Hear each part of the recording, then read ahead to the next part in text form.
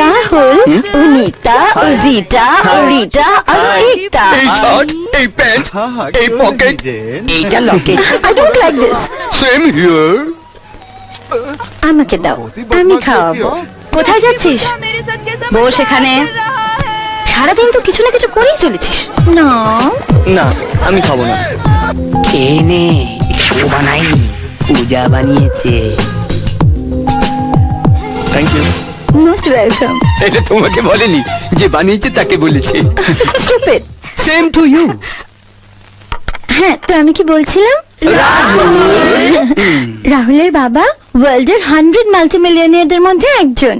ভারতের সব কটা বড় বড় শহরে ওনার ফ্যাক্টরি আছে, আর বিদেশেও 10টা ফ্যাক্টরি আছে, 8টা ইম্পোর্টেড কার আছে।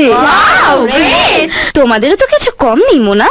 অফকোর্স, আমার বাবারও 100 crores আছে। এমা শুধু কোট প্যান্ট নেই, গুসা কিউ? হ্যাঁ, তো আমি কি বলছিলাম?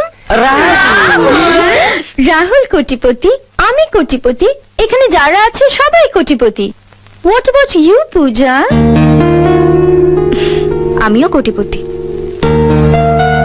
তাই শুনি, কি কি আছে তোমার?